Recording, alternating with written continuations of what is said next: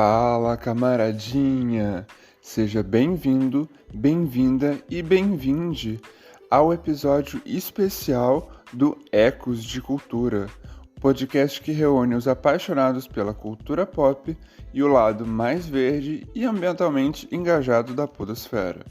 Eu sou o Matheus, seu condutor oficial de narrativas e aventuras pelo mundo dos quadrinhos, dos filmes e das séries dos heróis mais amados e dos vilões mais temidos da ficção.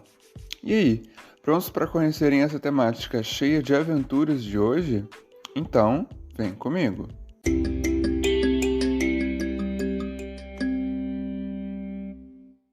Antes, um pequeno recado. É sempre bom ressaltar que esses e todos os outros episódios do podcast contam com o apoio mais que fundamental do GEASUR, o Grupo de Estudos em Educação Ambiental DESASUR.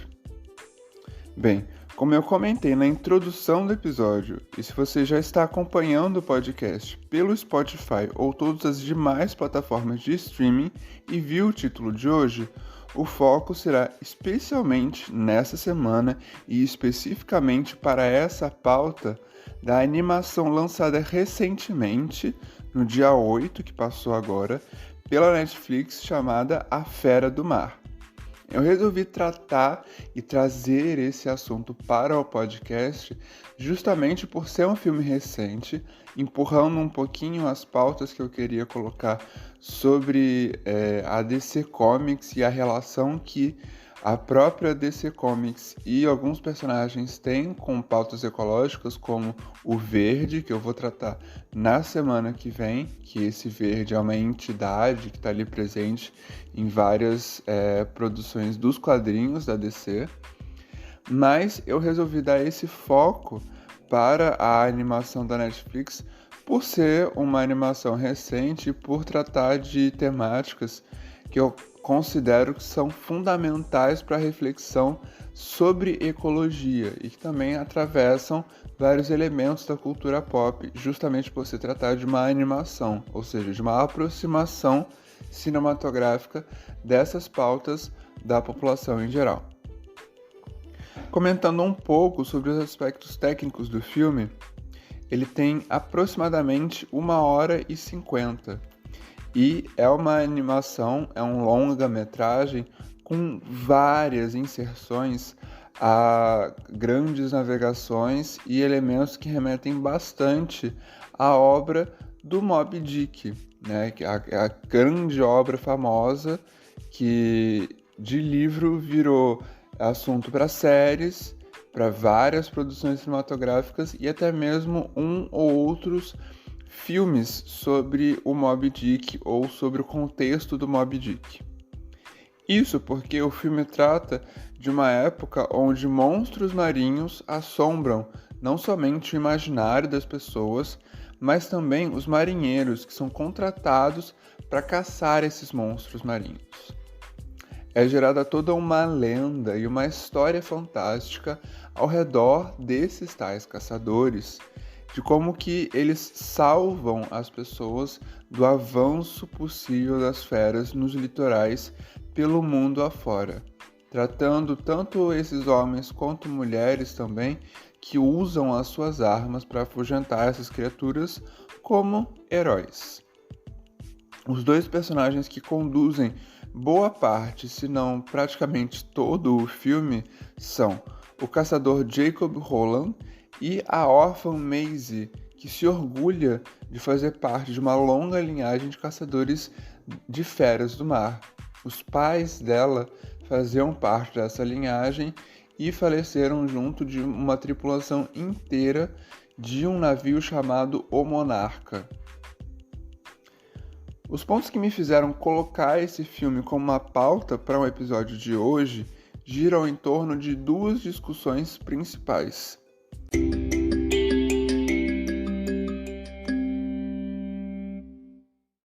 A primeira é justamente sobre a necessidade predatória da caça ou mesmo da pesca excessiva que é abordada no longa-metragem.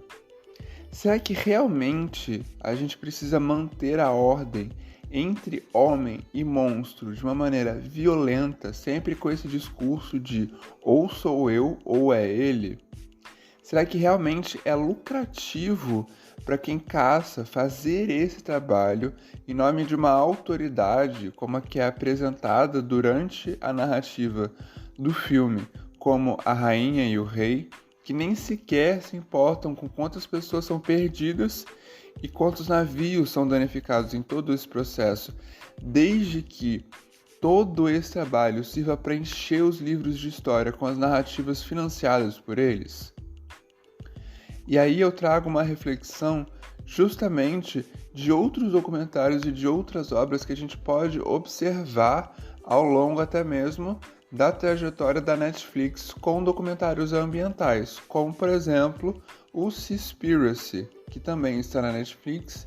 que entre outros assuntos trata da pesca predatória e trata também de como que movimentos como o Greenpeace e o Sea Shepherd se identificam ali no seu começo de jornada como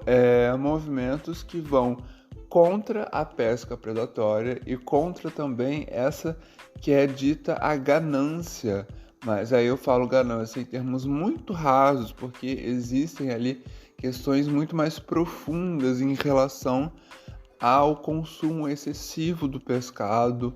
a necessidade excessiva dessa matança e desse consumo não só do pescado, mas desse mercado que gira em torno, né, do pescado em si, e como que todas essas questões de desequilíbrio giram em torno de muitas outras esferas que não só o ambiental. A gente pode observar esse impacto e esse desequilíbrio, por exemplo, desde a família daqueles que praticam a pesca ilegal e predatória e até mesmo a economia, que é prejudicada, sim, pelo produto que se vende e muitas vezes não compensa estar ali naquele contexto quando existem outras alternativas que são melhores e até mesmo menos danosas ao ecossistema como um todo. Apesar de não ser muito bem o foco desse filme, A Fera do Mar, é válido levantar esse ponto justamente em consideração por vivermos em um contexto histórico onde atividades danosas como pesca predatória, utilização de redes de arrasto, comercialização ilegal de pescados como barbatanas de tubarão, carne de arraia, entre outros animais extremamente ameaçados de desaparecerem de seus hábitats, precisam ser pautadas, precisam ser colocadas para que o público discuta, reflita e pense em ações e soluções para que esse tipo de coisa não volte a se repetir. É preciso chamar a atenção também para o limite entre o que é consumir no nosso contexto, ou no caso do filme, no contexto do filme, a expressão que é se proteger, como eles chamam, dessas feras, justamente por essa lenda, por essa história toda de que antes de existirem os caçadores, as feras marinhas avançavam nos litorais e ameaçavam as pessoas. Muitas feras, inclusive, cruzavam os litorais para se alimentar das pessoas. Então, gera-se ali toda uma história para amedrontar a população no geral, mas que são nada mais do que histórias. Ninguém ali dentro do contexto do filme, dentro da trajetória mesmo da narrativa do filme, tem uma certeza absoluta de que essas histórias de fato aconteceram. A discussão também interessantíssima dentro do filme do que é realidade, do que é ficção, do que se pode colocar dentro de uma história para aumentar um fato ou diminuir um fato, né? Do que,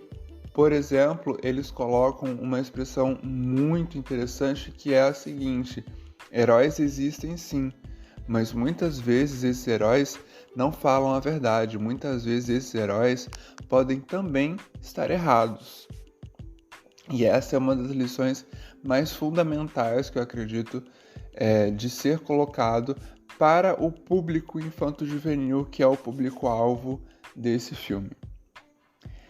Além disso, eu trago também aqui para a reflexão desse episódio a segunda problemática que eu observei ali no desenrolar do filme e no desenvolvimento dos personagens principais com o próprio contexto das feras marinhas, que é algo que, honestamente, eu nunca pensei que poderia ser abordado de uma maneira tão sutil e, ao mesmo tempo, tão inteligente. Estando ou não dentro de um contexto fictício, há ali uma preocupação em mostrar essas feras em uma diversidade de espécies, ou seja, em uma variedade de funções ecológicas e sistêmicas, o que lembra, inclusive, muito do que é mostrado em todos os filmes, não só no primeiro, mas em todos os outros filmes e na série produzida de Como Treinar o Seu Dragão. Ali, no contexto de Como Treinar o Seu Dragão, há uma preocupação em mostrar esse contexto fictício dos dragões e as suas espécies, né, no plural, as suas multiplicidades de formas em que se apresentam esses dragões e também, de uma maneira indireta, novamente sutil, mas muito inteligente, como que esses dragões ali no contexto de Como Treinar o Seu Dragão desempenham, de certa forma, algum papel dentro daquele ecossistema que é criado. E no filme em questão desse episódio, né, da Fera do Mar, é tratada também uma interação entre essas feras, uma maneira de reproduzir ali interações ecológicas, por exemplo, entre criaturas que disputam territórios, que protegem as suas crias, ou até mesmo criaturas que se adaptam às condições que estão ali impostas para elas. Dentre muitas outras questões que são levantadas ali no filme e que eu tô tomando bastante cuidado para não dar spoiler, porque eu acredito que vale muito a pena conferir esse filme.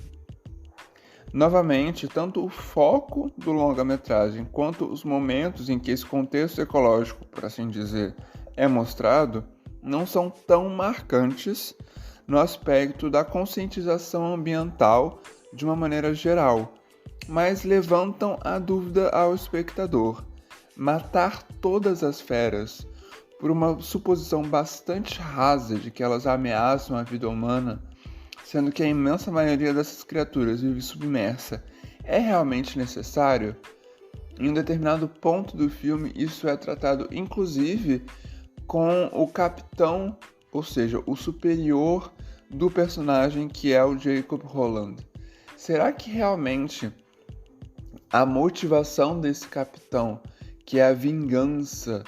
né, por ele ter sido desfigurado por uma dessas feras, será que essa vingança vale realmente o esforço? Será que vale tudo para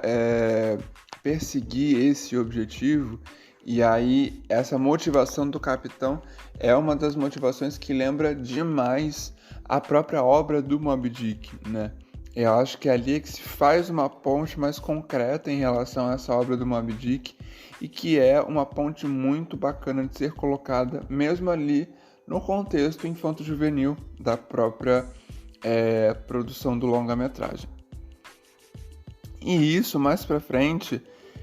não poderia também gerar algum desequilíbrio do próprio ecossistema, não só do ecossistema entre as feras, mas do ecossistema no geral, como é tratado, por exemplo, em muitos momentos do filme, eles usam referências, por exemplo, de tais feras do mar que se deslocam, ou que se alimentam, ou que fazem determinada função ali dentro do mar e como que isso impacta nas outras formas de vida. Então, como que a aproximação de uma determinada fera pode impactar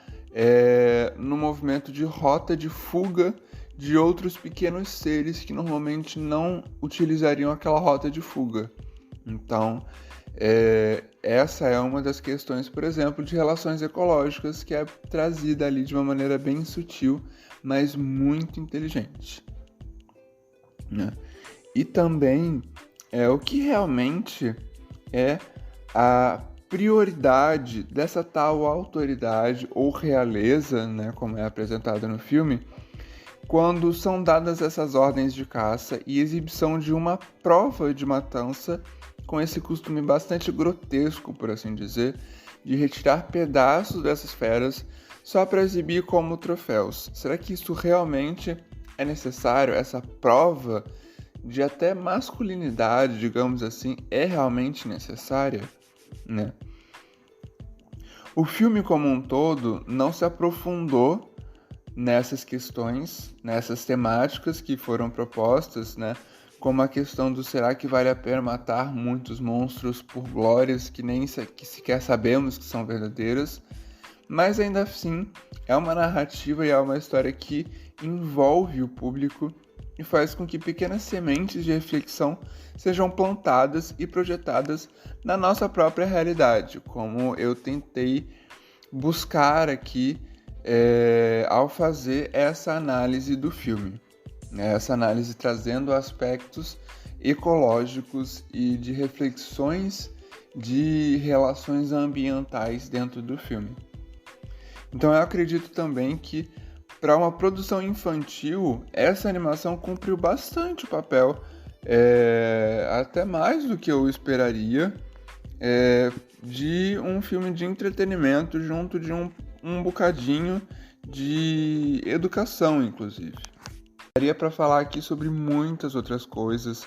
que o próprio filme traz e que são muito legais de serem colocadas dentro do contexto, mas isso daria pano para outras mangas que não são exatamente a alçada do podcast.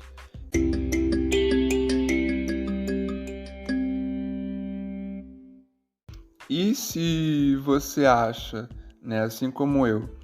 que dá para ser traçado um paralelo sobre as questões ecológicas, que dá para ser traçado um paralelo sobre questões ambientais dentro desse filme, dentro de outras produções, fica então o meu convite para que, se você gostou de ouvir essa análise, siga e compartilhe com os seus amigos o Ecos de Cultura em todas as suas redes sociais. No Instagram e no TikTok, o podcast está como @ecos de cultura e no Twitter como @podcastecos. Semana que vem tem um episódio regular que está programado, sim, para falarmos sobre o Verde da DC Comics. E será nesse mesmo bate-horário e nesse mesmo bate-programa. Agora, oficialmente, às quintas-feiras, às 8 horas da manhã. Então é isso e nos vemos até lá.